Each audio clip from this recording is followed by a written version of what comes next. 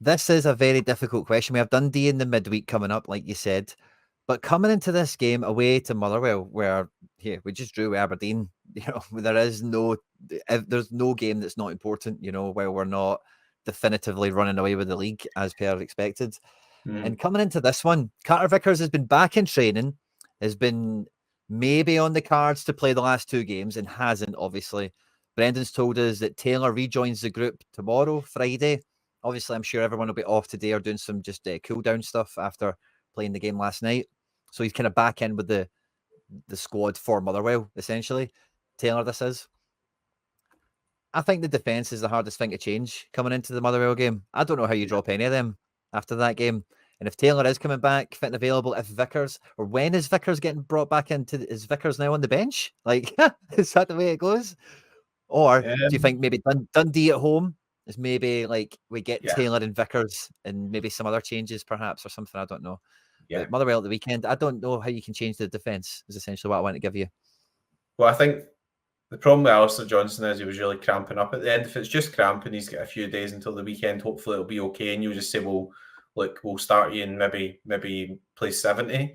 Trusty played well. Wouldn't have many real concerns about him. I think with Carter-Vickers, my concern is that he's not actually put him on the bench at any point. So if you imagine, like, he's now been out for like 3 weeks or something, maybe more.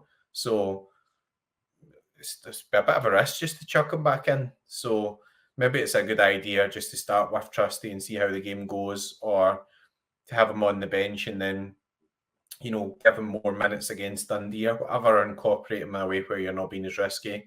Scales and Valley's pretty nailed. So I agree with your analysis there. I mean, I don't think there's really any need now to do anything really sort of drastic there. And it might be a case where Carter-Vickers comes in and he's on the bench, and if the game state's okay, you say, okay, right, we'll give you 20 minutes here and we'll let you start building up a bit of fitness, and then you've got that competition between Trusty, Carter-Vickers, and you've got Scales. But let's be realistic, you do need, I think, that left side, right side balancer. Like, I think it will be a bit harsh on Trusty, but I'd imagine if Carter-Vickers was firing, that it'll be Scales and Vickers. That's my view on it. But yeah, let's see. Let's see how it goes. But I don't think for this weekend, based on what you're saying there, I think that's what I would start with as well. Yeah. Carter-Vickers' last appearance was the Bratislava match, which was mid-September, essentially, or depends on where you put, just over a month ago. So, yeah. And I think this is a sort of mad return to action plan I was maybe trying to get to here, but David, I think, has maybe called it.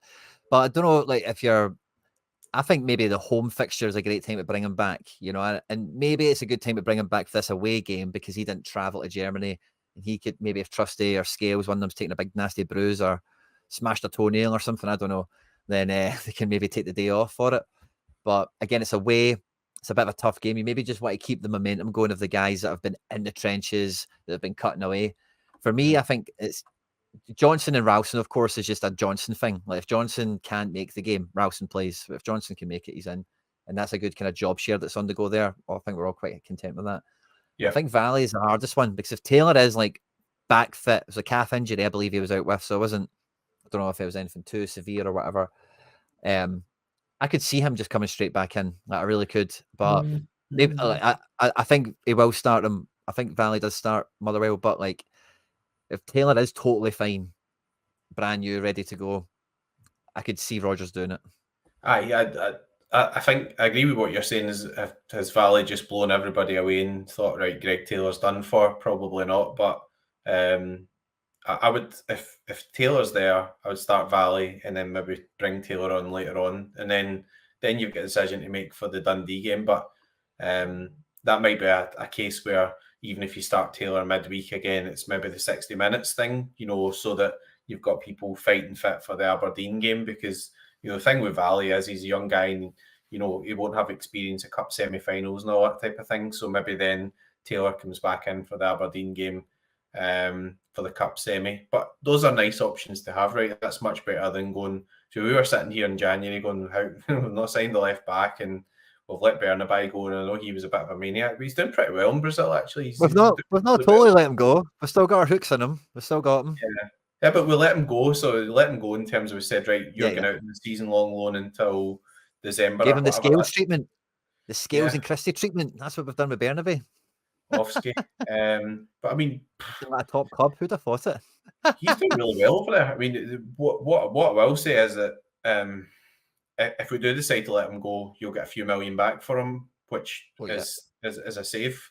But actually, the way he's playing, I wouldn't be completely against like giving him another chance, if that makes sense, because I mean, obviously he's playing for a different type of team in a different style of league, but it's quite a tough league, the Brazilian league. Like, you know, there's a lot of good players now and about there. So those are some good options. Or even if you decide that the horse is bolted and you get a few million back, then you've not really lost out on anything. And then I think the hardest bit to call is probably going to be, I wouldn't really like to see Kuhn drop out because he's been so integral. He did come off with minutes to spare, so he's not played the full 90, but he did put in a good shift. So I think he should be okay. Be one of those where you say, we'll give you, we'll take 60 or 70 minutes again, against Motherwell. McGregor obviously is always there and sort of ever present. And then it might be a game where maybe you want to sit out Engels, or it might be a game where you want to sit out Hatate. But I think it's probably like McGregor and Hatate and one more or something there. I don't know. You've got to start using the squad. So I think that's you've got to start using the squad after these tough games. Keep the fresh legs. So maybe it's kind of two that played midweek and then change one and then manage minutes from there. And I wouldn't be against maybe giving Maeda a rest and like bringing him on from the bench, because he's still been running about a lot, but he looks a wee bit ragged. And obviously he was away with Japan and everything as well. So it might be a game where he terrorises them in the last 30 minutes rather than the first 60 or 70 minutes. I don't know. Whatever suits, maybe give Forrest a start, because Forrest gets you goals as well, so I don't think that's a bad option or whatever I have. So yeah, I mean, and who do you think will start? So this is one I was struggling with, but who do you think will start out of Furuhashi and Idah? So I think Idah starts, right? Because I thought this is an Idah game anyway. I was surprised to see him start Atalanta. And same way that I put Reo straight onto this, like when Idah comes off, like that's a game management thing rather than an Idah management thing. We need a change where we're bringing on Bernardo. We're losing some pace in midfield with Hatate. So we need to get that pace somewhere else. And we're gaining that up front, Idah for Kyogo at the same time. So I think it's Idah personally. Away from home, I think this is exactly the game that you buy Adam Idah for. I know people were saying it's Atalanta away, evidently not, because he didn't score. But like, I know he put in a fair shift and he did all right. But he didn't really do anything that great. Let's be honest. Like, Sketovic up there, you wouldn't have known. So in the predictions, I went Idah 55%, but obviously, with the predictions that when all said and done, like it's based on did you pick Idah or did you pick Furuhashi? So I went with Idah. I think this could be a good opportunity. Start Idah, bring on Furuhashi, and then start Furuhashi against Dundee, and then assess who you want to play against Aberdeen. I think naturally Furuhashi will start against Aberdeen after being so good against Aberdeen at home. And Idah scored 2 goals here last season as well. Although interestingly, he didn't start that game either. I don't think he came on as sub.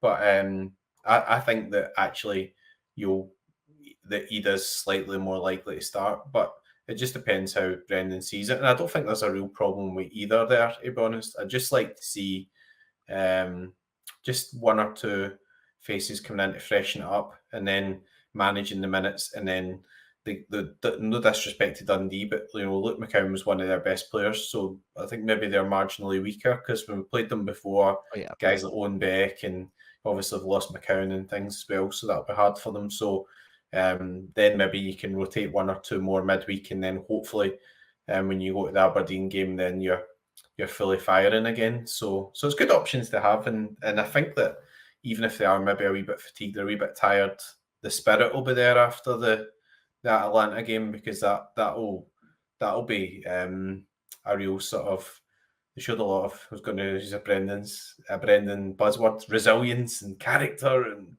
pace and power and all that, but there was a lot of resilience there, and that's something that's pretty important when you're going to play out over a full campaign. I'm with you on that. I do think, like, Michelle kind of brings it up here as well. And I do think Daizen, like, does just need a a couple of days off or something. Like it just feels like he is just, you know, like on autopilot. Essentially, you know, he's not at himself. He needs to get a good night's sleep. He needs to get a wee day off, a wee bit of, you know, decompression time or whatever he needs to do to get himself back square.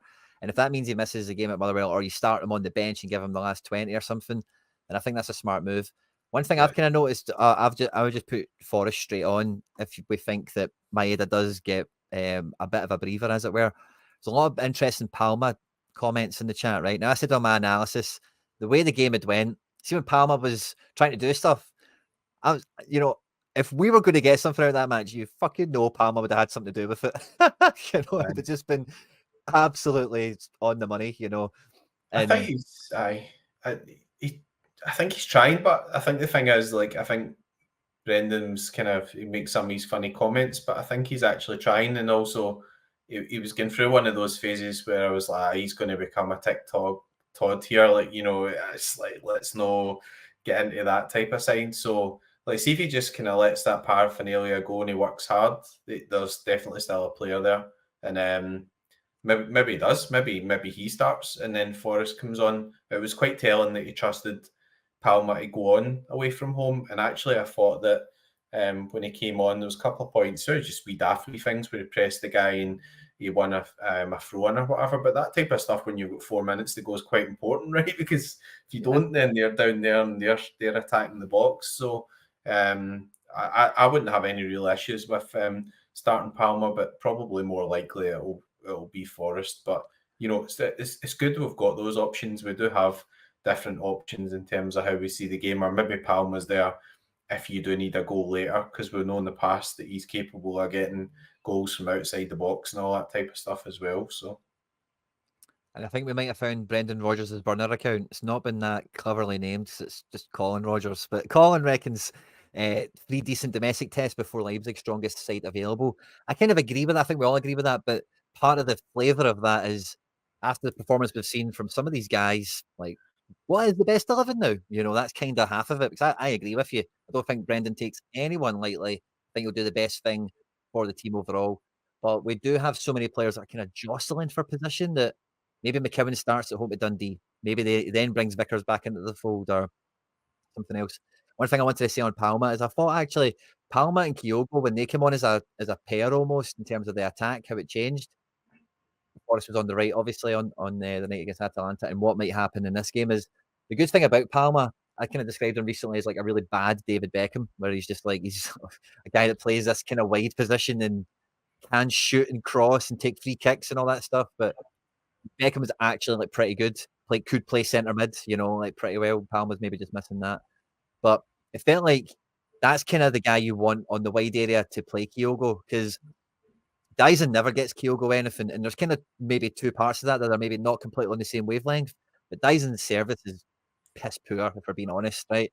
Whereas Palma's is way more like he'll find you from 30 yards on a long diag, or if it's a cut back from even in the final 18, you know it's going to hit the zone with power and that sort of thing. So it feels like if Idah starts this one, I could see, and maybe even Maeda sits the whole fucking game out. I don't know, but I could see Palma like coming in with Kyogo in the match at some point if we did get Idah from the start potentially. And I know you might think like the crosser type player, artillery, David Beckham or whatever, play him with a bigger target man. But the problem with Palma is if Motherwell are deep and they've got 2 banks of players there, Forrest kind of been able to do something probably helps him a bit more than somebody that needs an overlapping run to help him out, or you know, something like this. yeah. Forrest can be on the break or can be independent on the ball a bit better, is what I would say. But the only spot on this I really can't figure is the final midfield spot, because part of that I'm wrestling with is, does it look a bit more like this than normal, like it did on Wednesday night? Or does it just go back to, you know, the wee triangle of 3 out here, the wee triangle of 3 out here, McGregor, centre backs, striker? You know, is that the way we go again? I'm not too sure. It's a hard one to judge after last night, which is kind of come back into Colin's comment. And I don't know where the manager now sees the team in some ways. It's quite a weird one for me to try and size up. I think Engels is kind of he's his signing, and you know he talked him up a lot, which you'd expect to have to spend all that money. But he seemed pretty pleased to have got him. I think he'll get a lot of minutes. So I think although Hatate played well, actually you've seen so far that Bernardo's come in for Hatate and then Hatate's come in for Bernardo. So it might be one of those where actually Reo sits on the bench. I know you find that surprising because Rio's played well, but if you look at the minutes, Reo and Bernardo are the ones that have shared a lot of the minutes more in the midfield, and then McCowan's come on for the cameos. So it's a hard one to call, but I think like they're all good options in there, and if we can get some fresh legs in there, that's good. And on Palma, I think he'll have a renaissance at some point. Like, Good. I think he could. I think he could because I think that even if it's just a situation where maybe you're playing Champions League and then you're playing at home on Saturday or whatever, that Palma's a good option to bring in there for Maeda, because there's a lot of home games where teams are camped in. This might not be one of them away, obviously, but a lot of home games where teams camp in and it doesn't really suit Maeda anyway, if you know what I mean. So having those different options to give him a wee bit of a break, because he's a Duracell bunny and he's full of intensity. But as you said, it might not be that anything's up with him just now. He's just not on form. So when somebody's not on form, sometimes it's a good idea to bring them back out and give them a wee refresh and give them a reset, and bring them on when you're 2 or 3-0 up, when you're not under pressure. Then they get the goal because they're not under pressure, and then all of a sudden they're away again. So good options to have, and CCV is the only one we really know about at the moment that we're sort of struggling with. We haven't mentioned him, but he done everything right, really. Kasper Schmeichel, how many times in those games have we done everything right and somebody's chucked it in or whatever, So let's give him a bit of praise for that, because I don't think he's done anything that's been describing him as Superman or whatever, but like he done all of the real basic things really well. And you see there he had an absolutely cracking score in Sorare, but he had loads of saves and he had loads of goalkeeper smothers, and he looks after the ball quite well. He doesn't just, it wasn't amazing distribution, but he doesn't just punt it right back to the other team and they're on top of you. So 30 accurate passes, pretty good. 10 accurate long balls. That's good for a goalkeeper, isn't it? Like that's really good for a goalkeeper. So so pretty impressive, and a lot of leadership there as well. So the picture at the end where the guy's lying down and he's still going there with his arms out as if he still can't get past me, and it was good to have somebody with his experience behind the back four as well. So yeah. So what do you think about this last midfield spot? Do you think he'll stick with Engels and then rein the subs in? I don't think he's in the mood to drop Engels at the moment, and also Hatate and Engels both come off and didn't play the full game, so he could just go for the same again. But I think that over this game and the game Wednesday, you'll see some rotation in there. So if it goes with the same again, thinking against Dundee, you'll maybe see like a McCowan starting in there, or you'll maybe see a Bernardo starting against Dundee. But you could easily just see him going, well, McGregor always plays, Engels and Reo come off. We'll start them, we'll manage their minutes again.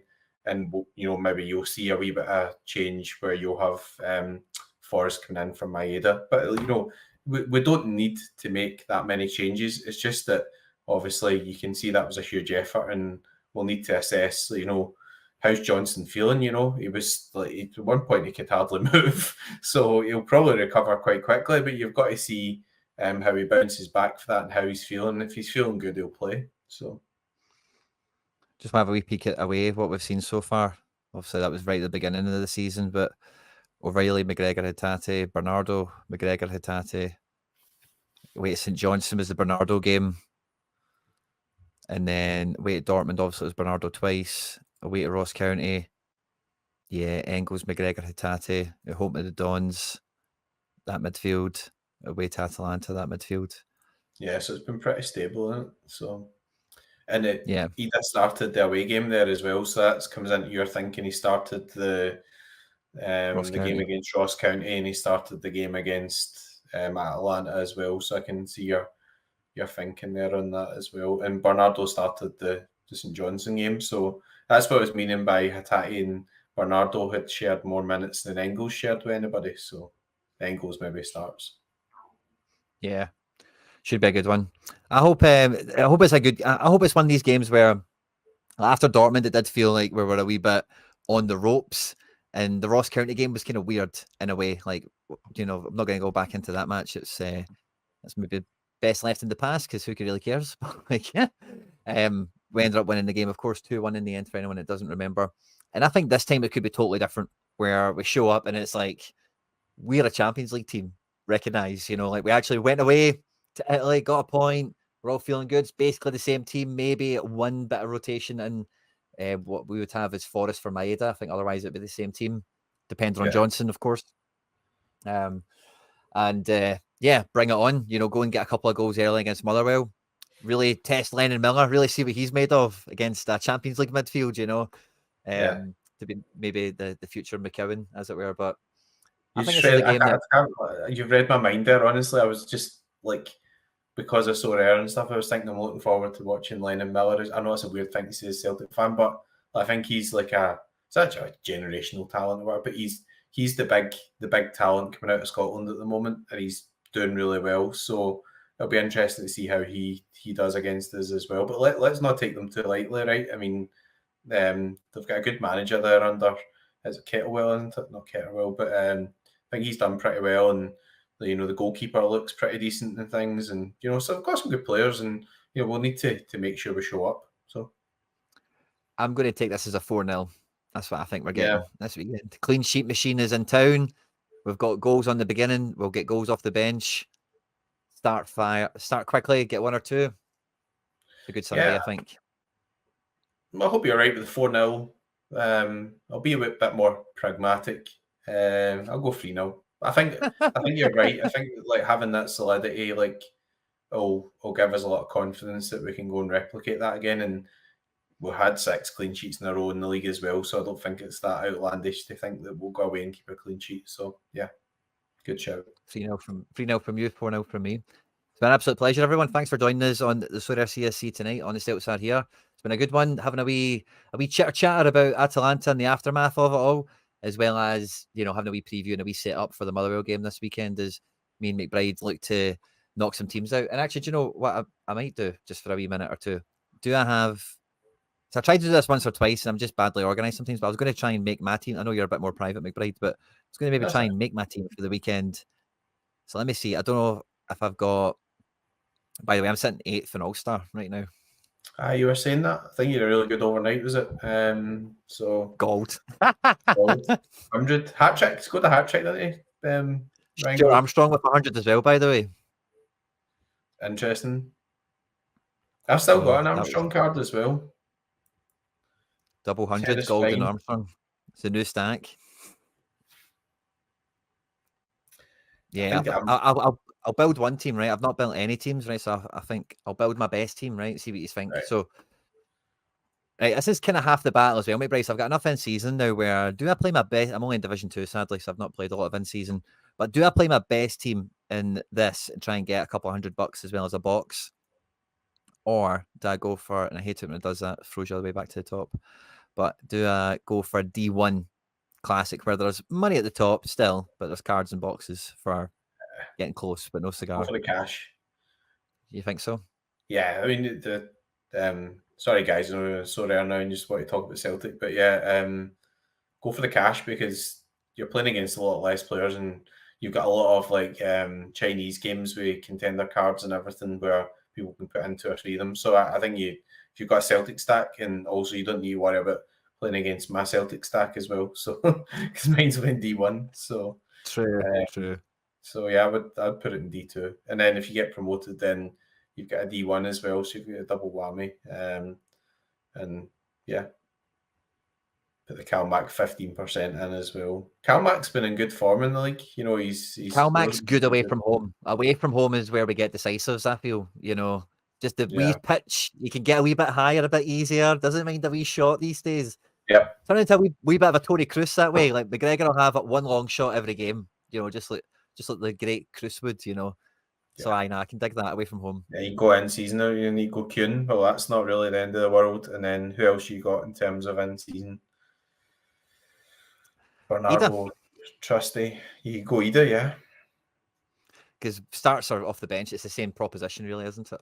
Yeah, and that's not a bad team at all. That's not bad at all. I'll have Scaldini in, but He's been seeing a lot of the ball skill, didn't he? So, you know, Scales is the only one that's safe right now. You know, where you just know nobody's getting in for Scales at the moment.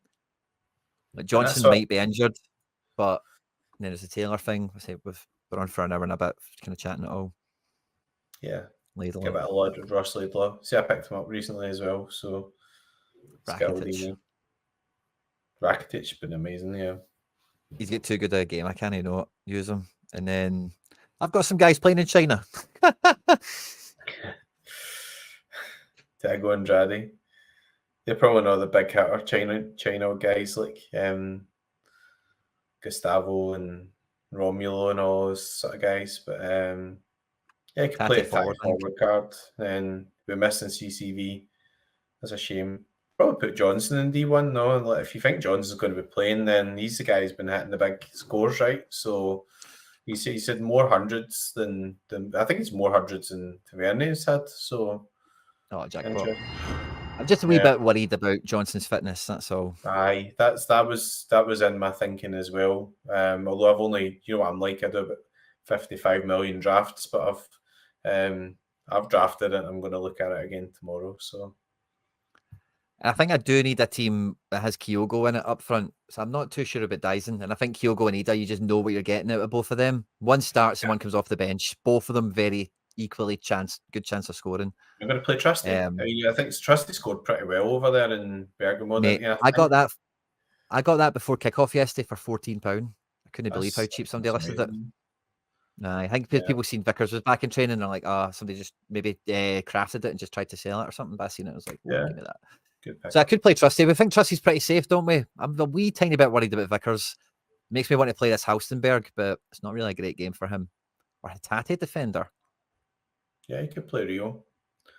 I guess the only thing is if he doesn't start, then you're losing the ability for the clean sheet. But I mean, I don't mind Trusty as well. I thought he was pretty solid, and I think the thing with Trusty as well is that like we've only just signed him, so sometimes you've got to give guys a wee bit of time to adapt. You know, we never give anybody time. There's like if somebody plays rotten for 3 games, then they're just a pure donkey and all that sort of stuff. But I mean, it's good to see he's actually starting to improve, if you know what I mean. And I think that takes pressure off with Vickers as well, because Vickers been out for so long now. I don't see him just been chucked in. I don't know if you agree with that, but I'd be surprised if he started at the weekend. So fair. And then, I guess my fifth man here is Hatate. I've got a Bernardo I've not used yet. I don't own an Engels. No fancy a bit of James Forrest, no. Because Forrest can get a low bench as well, so... Yeah, Forrest is quite... I've got a 15% Forrest. Get it wired in. Get it wired in. So if he does start, he's been doing a bit of all-around performance. I know he's not been starting as much, but, you know that he's probably going to get some game time at some point, don't you? So, I don't know. Yeah. Just feels a bit meh for D1, this team. I've got Shaqiri. I could play Shaqiri. But his game isn't... Broholm, my wee favourite guy in Norway, by the way. This would be a wee great player for us. They're related Bodo Glimt bots. That's not any good. But Shaqiri is away to Winterthur, or whatever you call them. Yeah, they're pretty rank, yeah. Yeah, they're pretty rank. Average. They came up from the first division last season, Winterthur, so Shaqiri could be a decent option there as well. Yeah, we know McGregor plays. Captain McGregor is away from home. Kyogo's just a goal machine or not. It's him or Daizen, really. I think Daizen's shaky.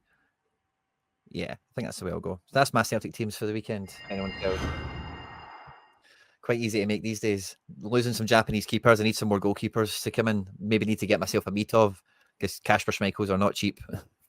Having one's kind of I got Jack Walton because the reason I bought him was Dundee United have actually got reasonable fixtures over December, etc. So I thought Dundee United done okay. So, but he was only like 20 quid or something, Jack Walton, 20, 30 quid in season. So, oh, really? That's not bad. Yeah, it wasn't bad at all. So, buzzing for the weekend. Wish us luck. Good luck to you, McBride, with whatever teams you knock out as well. And I'm sure we'll be back on the channel for some post-match Motherwell. Me and McBride will be back next Thursday for whatever we'll be talking about next Thursday. We had no prep here. McBride came in and I said, "You're going to make us late." And he said, "Just hit the button." We just went. Structure's a wee bit all over the shop today. Thanks to everyone for persevering with a wee bit of the mumbling as I tried to make sure we were following some sort of thread. Really appreciate it. And that was my fault. Again, no, it's all good fun and games, mate. But again, thanks to everyone for all the kind words, all the good support we've had on the channel for the last weeks. It's been absolutely fantastic to see. Thank you very much. It really does mean a lot. Don't forget to subscribe, like, share, retweet, all that good stuff. Hail, hail. On the hoops. McBride. On the hoops. Hail, hail.